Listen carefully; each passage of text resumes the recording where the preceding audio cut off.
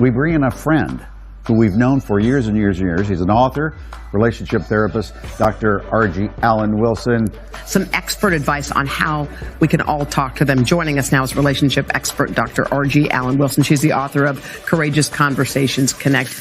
Good morning, R.G. Doctor, good morning. Thanks so much for joining us. Good morning, Janelle. It's good to be here. Thanks for having me.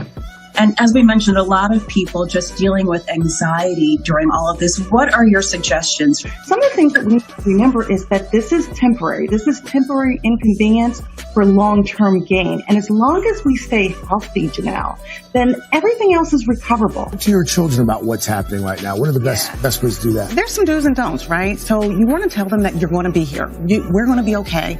Kids want to know that they're secure and they're safe. So predictability, structure, and consistency. You also want to let them know you have a plan. And even if you don't have a plan, tell them that you're working on one.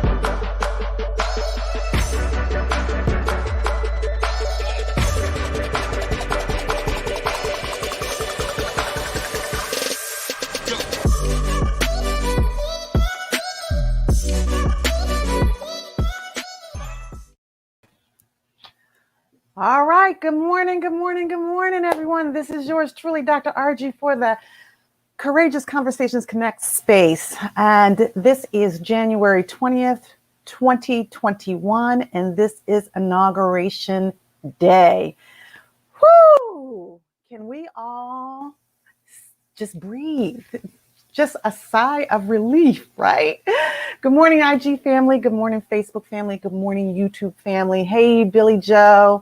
Thank you all for joining. This is Inauguration Day, and we are talking about what? What else will we be talking about? A peaceful transfer of power. How about that? How about that for humanity, right? How about that for the people? How about that for those 400 or 400,000 families plus that have lost their lives? Don't we all deserve a peaceful transfer of power? Well, that's what we're talking about today, and I am excited.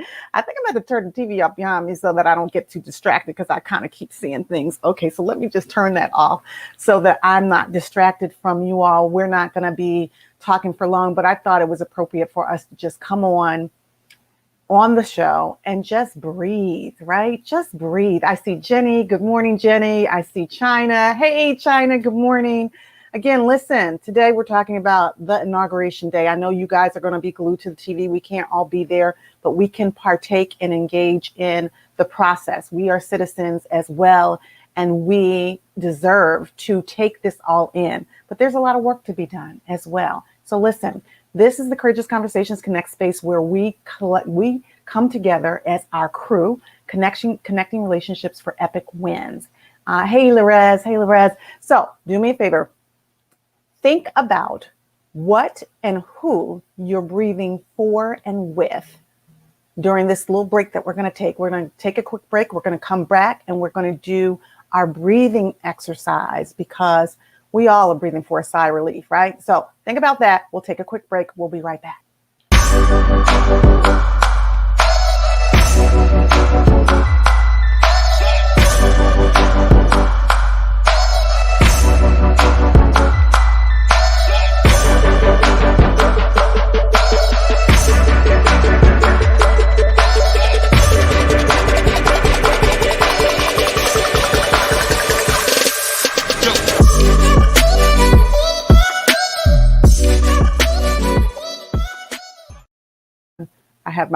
I was talking to my IG family. Hey, everybody, this is Dr. RG here, yours truly. This is the Courageous Conversations Connect space, and we are talking about Inauguration Day. Yes, this is January 20th, 2021. We made it. We made it. Woo! All right, so I guess Jen was saying she loves my pearls. I got my pearls on, as y'all see. I don't know if I got to stand up. If you see my Howard shirt, I got my little Delta pin on representing the Divine Nine. Okay. And we are just tickled pink and red and white, pink and green, tickled pink and green, and tickled red and white, and all the divine colors as we usher in this transfer of power and this new administration and making history. So y'all know the first thing that I really want to talk about and who I'm breathing for. Y'all tell me who you're breathing for and with. I want to talk about our sister, Kamala Harris, the first Black and Asian American woman to take one of the highest offices in the land. And so y'all tell me who, I mean, I'm just tickled pink about that, pink and green and red and white, about this history in the making in a few hours. Jen says, hi, Mom, I love your pearls.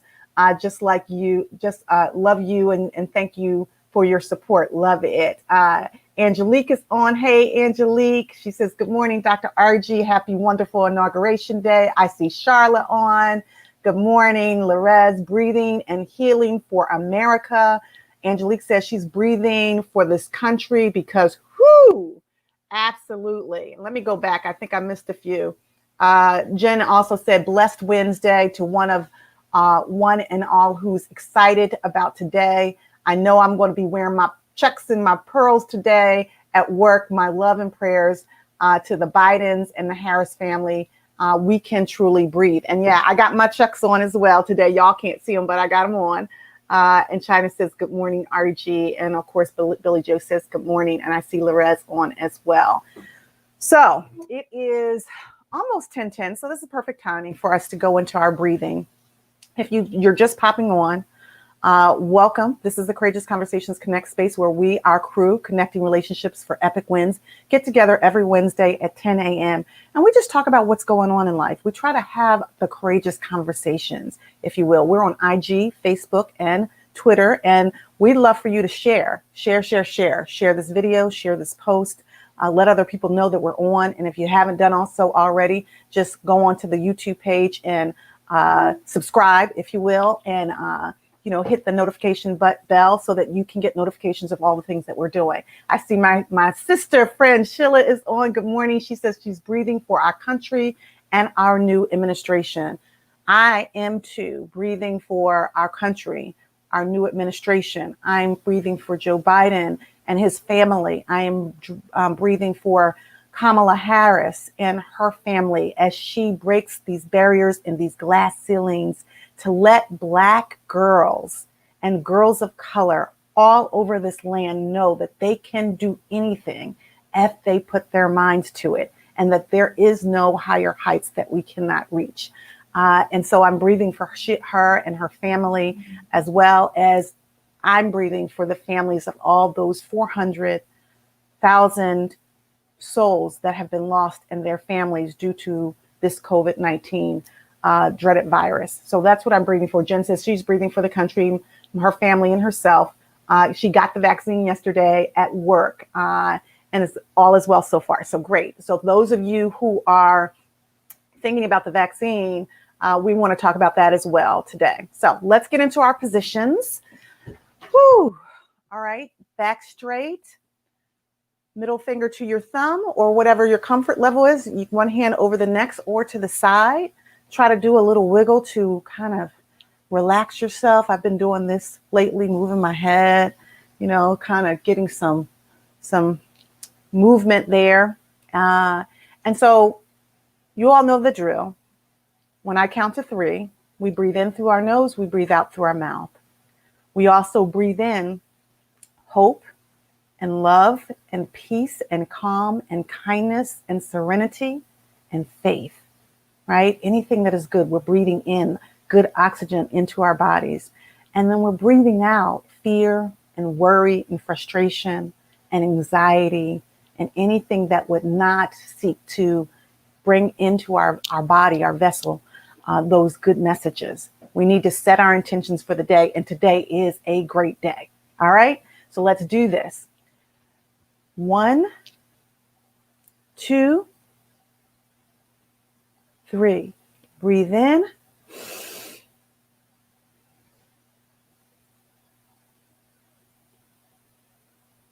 And breathe out. Breathe in.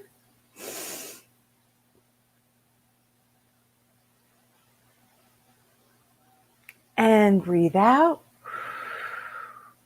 Breathe in.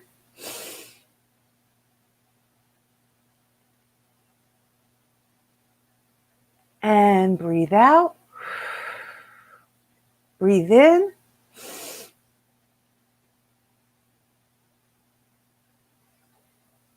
And breathe out. One last time. Make it count, crew. Breathe in.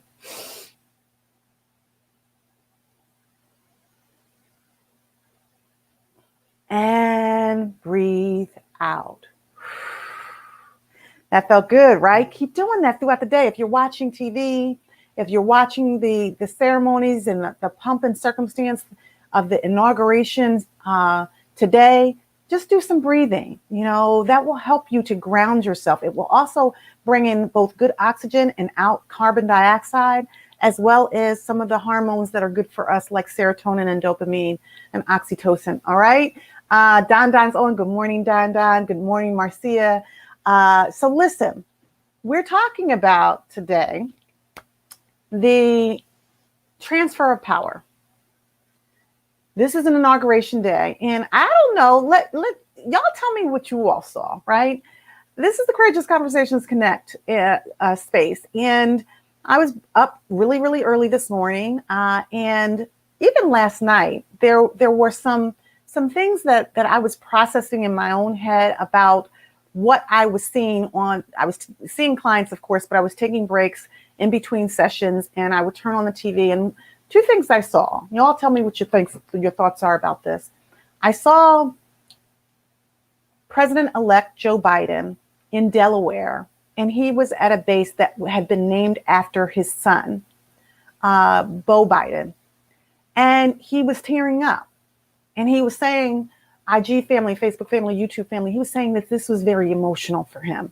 And he was saying that that Delaware had stuck by him through everything. You know, he went into public office 43 years ago or over 40 years ago.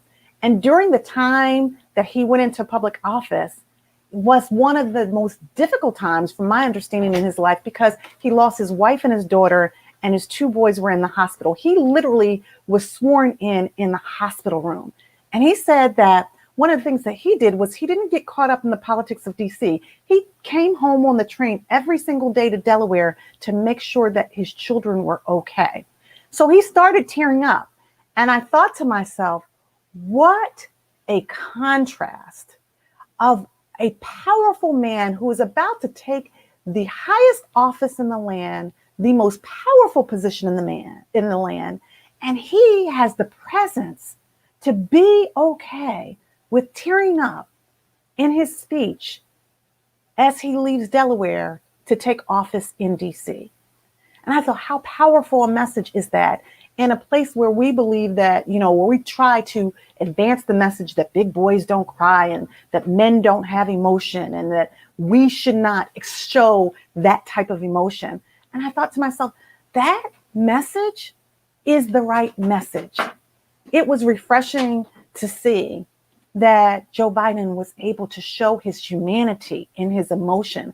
Because, you know, I always say that in order to heal, you have to feel. But you cannot heal what you don't reveal. And once you reveal what's real, you can deal with it, right? And so tell me what your thoughts are about Joe Biden, the president-elect, who will soon be the president of the United States of America, showing that level of emotion. And then later on that evening, there was a wonderful service to honor the 400,000 souls that have been lost to this dreaded virus in 2020, going into 2021. And they had a young woman who was a nurse who sang Amazing Grace beautifully. And she said she would sing it on the ward. You think about, like, you all know, we breathe for those essential workers. Jen comes on every day as essential worker, you know, every time that we come on this platform. So she was saying that song went viral, and they called her to sing Amazing Grace to honor all of those families who have lost loved ones. And then there was I forget the other woman that was on, Yolanda Adams came on, and she sang as they paid tribute, looking at the monument and 400 lights that were in honor of those souls lost. And I thought to myself, this was really the first time that the nation had honored what we had gone through, what we're still going through in remembrance. And how many of y'all know that, like, in order to heal, yes, we have to feel, but we can't just kind of act like 2020 didn't happen. I've been saying even before we got to 2021, don't delete 2020. Remember the resilience. Remember the strength. Remember even the pain that, as we said early on in this process, we can turn pain into a power if we appreciate the process, right? And so when y'all tell me what you were thinking, if you all saw those two images, both of Joe Biden tearing up, and it wasn't just one tear like this, like how Barack Obama used to get a little tear and then he would like brush it away. This tear was streaming and he was trying to like prevent the other one from coming, and then the other one came, and he wasn't bawling, but he was showing his humanity and then showing his care for the people. Y'all know that we used to say, and we continue to say, how do you, I'm going to appeal to you, because it's not just about what we're seeing in the pomp and circumstance today. We all know 2 weeks ago to this date, we talked together in Courageous Conversations Connect Space, and less than a few hours later, there was a siege on the Capitol that they are at right now, 2 weeks ago, where they were storming the Capitol, white supremacists, persons who basically did not believe in the system and were trying to overthrow the government with vitriol and venom and hatred. And so now we're talking about a peaceful transition of power. How do we turn pain into power when we appreciate the process? What y'all see? Tell me what you felt if you actually watched those images last night at the monument, at the Washington Monument, or when Joe Biden was leaving Delaware. And then maybe what you're feeling this morning. Is it relief? Is it anguish? Is it anxiety? Are you kind of holding on to your seat because we haven't gotten to 11:59 a.m. yet, as we actually then move into the peaceful transition of power? And what does it even mean to you? How do you take your own heal? Because again, this is not just about these persons in the highest office in the land. Madeleine Albright, she was talking this morning and she was saying that in her book, she speaks about how dangerous it can be when we only focus on us versus them, or when we focus on I versus we. And I thought that was really important too, and interesting as well, because if you looked at the optics, and I posted it, there was a split screen this morning where President Trump, the Trump family, was leaving the Air Force base in the plane, Air Force One, and the song was playing, Frank Sinatra's "I Did It My Way." So simultaneously, this plane is leaving, and many people, 80 plus million people, are having a sigh of relief, the people that voted for the Biden and Harris administration.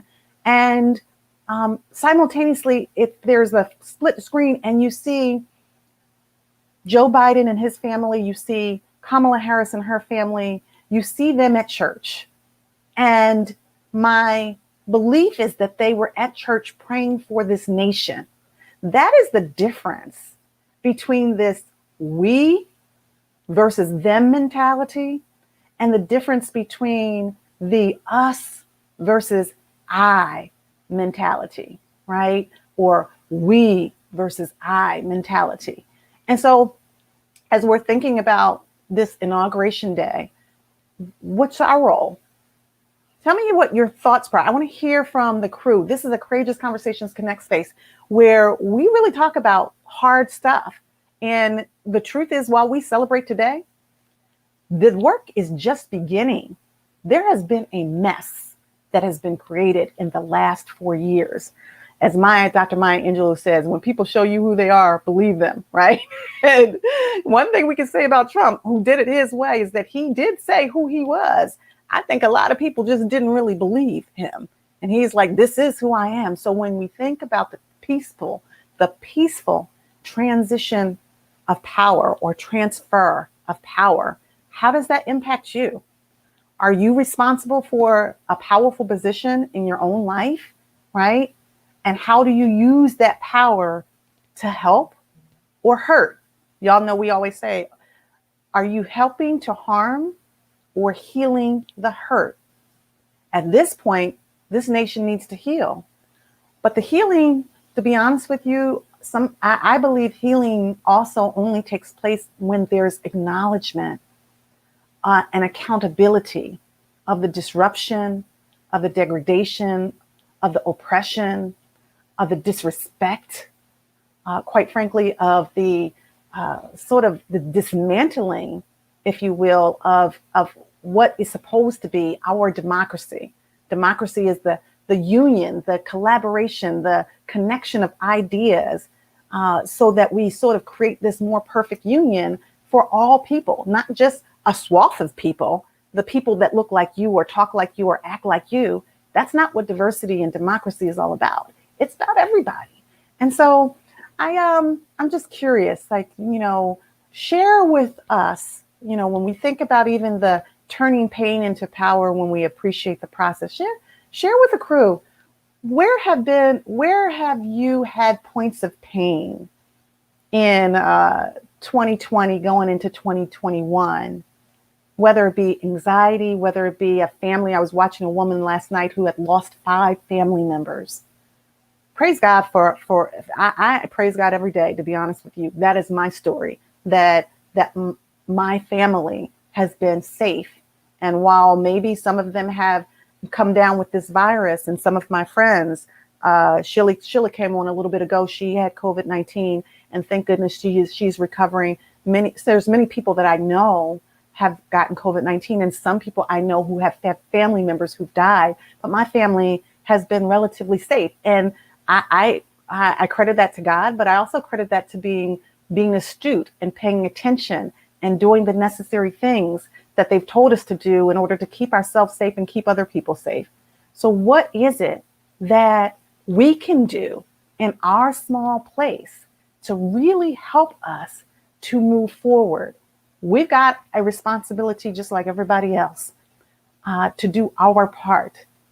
What is your part? I saw a picture. I saw my sister. Morgan's doing something in the background. So I saw there she is, our sister, Vice President-elect Kamala Harris, who will, at 12 o'clock today, make history, break ceilings and glass barriers, becoming the first Black and Asian Indian American woman to become a vice president of the United States of America.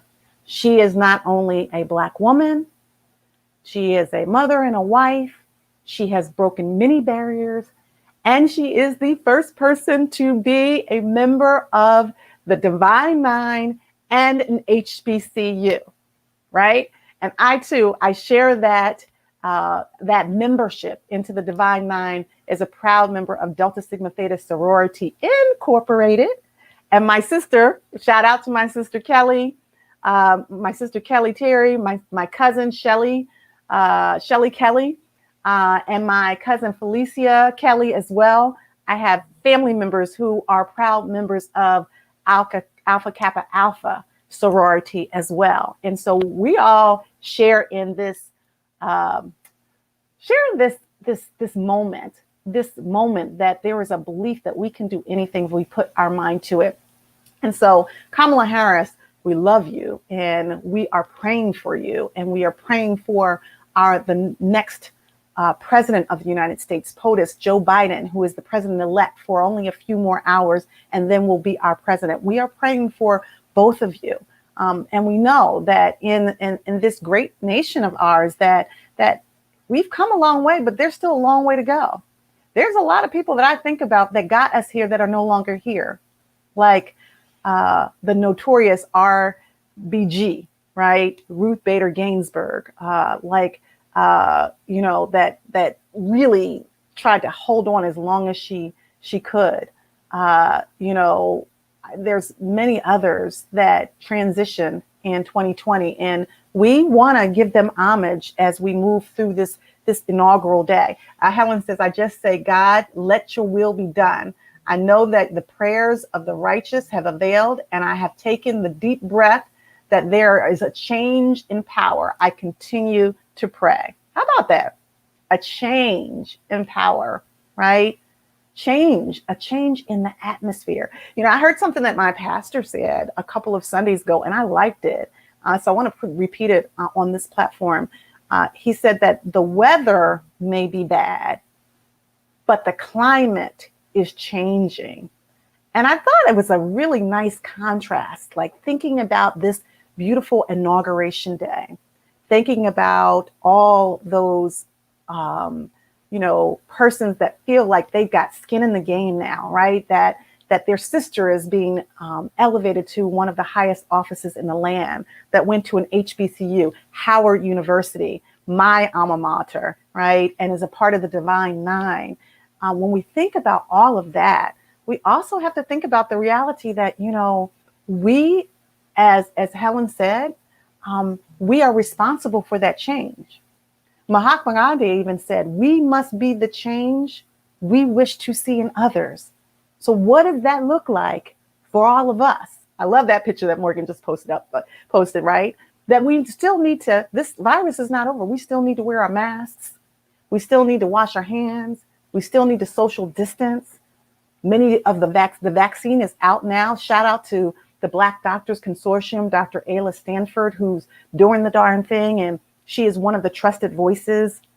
They're doing a town hall, I think tomorrow at 7:00. So I'll post that on my platforms as well. I think that she will be there talking, as well as my pastor and my good friend, Reverend Marshall Mitchell. They'll be talking about the vaccine and ways in which we can be a part of the solution with regards to this vaccine. And we'll be talking more about that as well, because a lot of people have a lot of cultural mistrust of both testing and even the vaccine. And the truth is, well, we all have to do this together.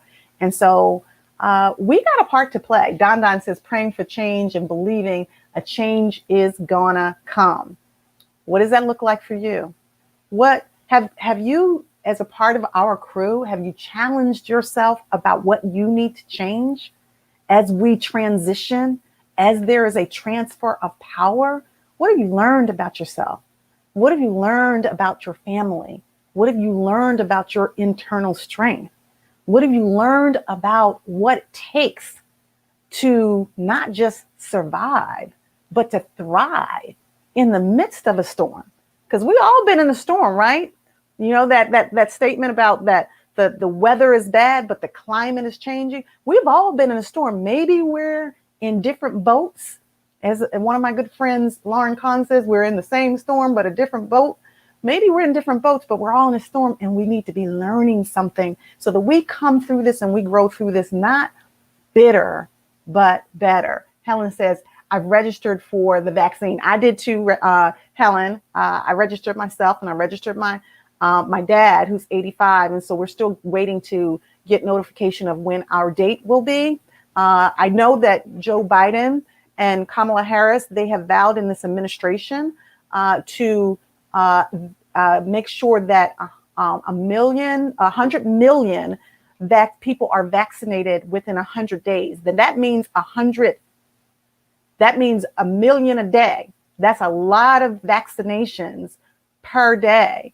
And so we all have to be a part of that. And again, like I said, the Black Doctors COVID-19 Consortium, under the leadership of a trusted messenger, Dr. Ayla Stanford, they are being a part of the solution and connecting and partnering with the local churches in the Philadelphia area to not just do testing, but also to give out the vaccines. And I think that they started this weekend.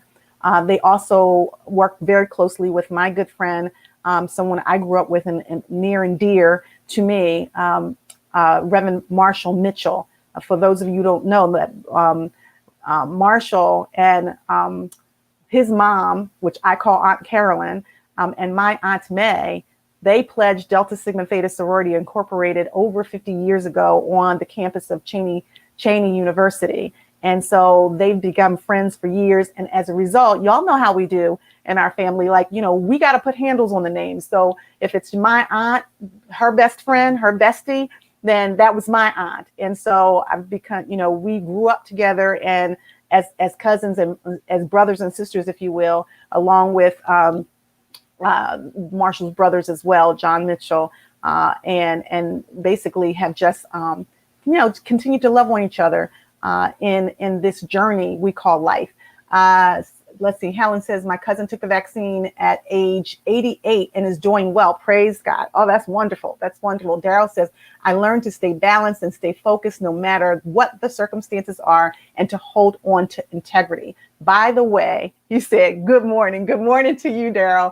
Oh, that's a picture Morgan put up of Pastor Mitchell, Marshall Mitchell. He is the senior pastor of Salem Baptist Church. Is a wonderful church community, and they're doing some amazing things, and they are thriving in the midst of this storm that we are in. Because guess what? As my pastor said, the climate is changing. In fact, a couple of days ago, he received the Peace and Justice Award from Pastor Kwan and his church at Bethlehem Community. And so shout out to that church community. It's all about our collective humanity and the way in which we come together to create a powerful force for the good of all people, not just some people. Billy Joe says, I can be friends with people on both sides and respect their own views. We don't need more hate spewed. Trying to rationalize anyone else's views alerts my biggest issue in my life. Not deflecting. Awesome. And that's a really good point, BJ, that we all are entitled to our views. I heard somebody say this and I really, really liked it. We're entitled to our own views. We're also entitled to our own opinions. We're not, I repeat, we are not entitled to our own facts, right? Though that whole concept of alternative facts, you all remember that when Kellyanne Conway was said in the very beginning of the Trump administration, these are alternative facts. And I was like, what the hell is that? That's a dichotomy, right? Alternative facts. That just doesn't make sense. Those two things just don't go together. And so, when we think about crossing the aisle, I don't think that there's any better leader than Joe Biden. And I believe Kamala Harris will be part of that transition as well, to be able to collaboratively work on one accord across the aisle for the people.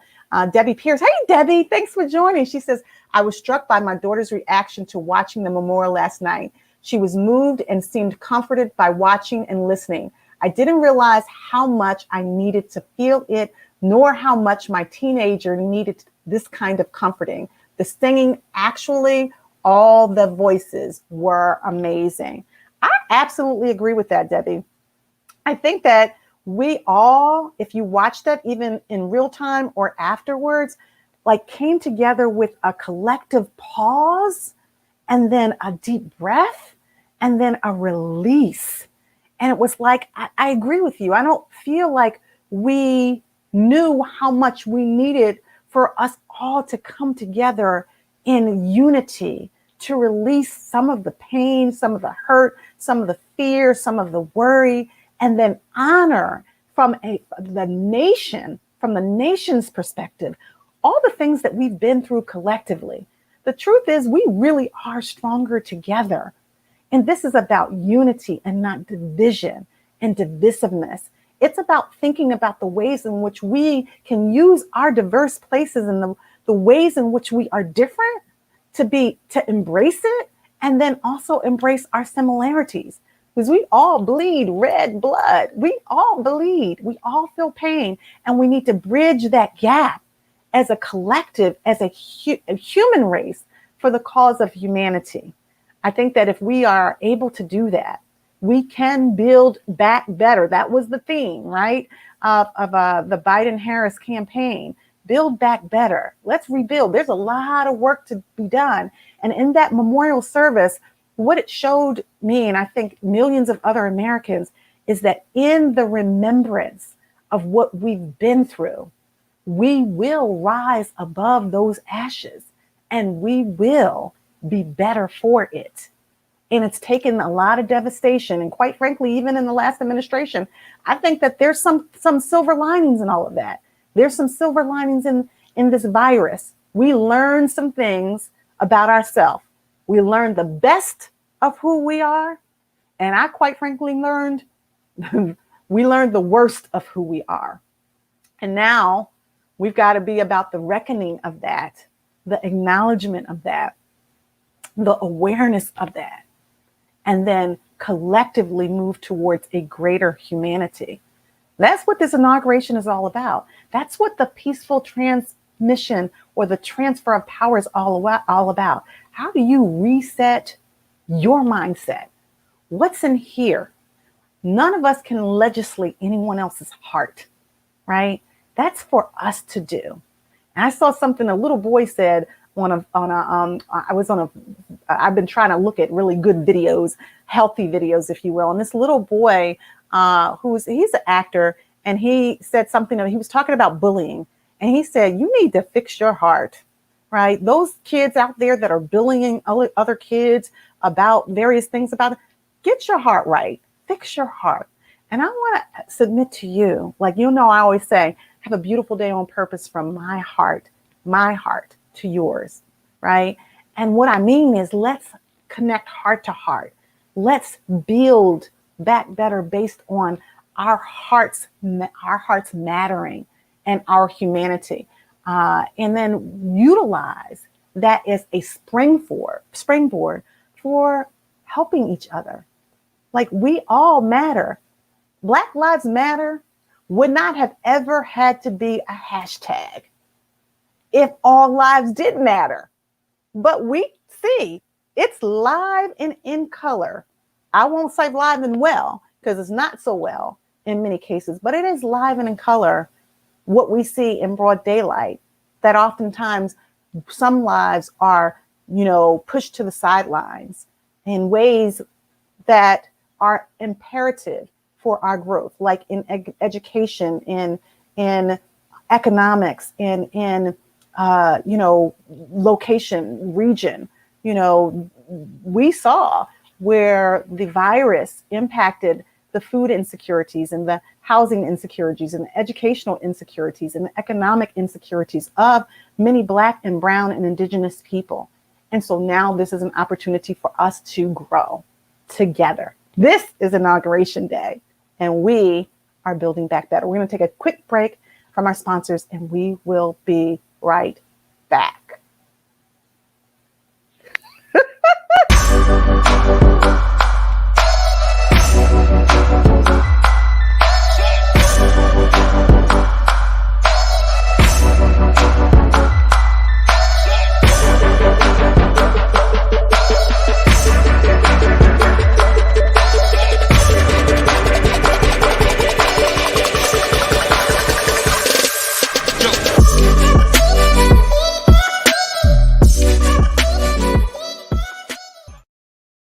All right, guys. Well, listen, this has been great. I am Dr. RG. This has been your Courageous Conversations Connect space. And this is January 2021, Inauguration Day. We've been talking about the peaceful transfer of power. And I wish for all of you to have a beautiful day. Don't forget to make sure that you subscribe, you share this video for other people that may want to, enjoy the conversation, and let other people know that we're on every Wednesday at 10 a.m. And we really want to just continue to have a courageous conversation that connects. So listen, I love you. And I wish that you have a beautiful day. Enjoy the inauguration ceremonies. I may pop in, here and there. So look out for the notifications, but have a beautiful day on purpose from my heart.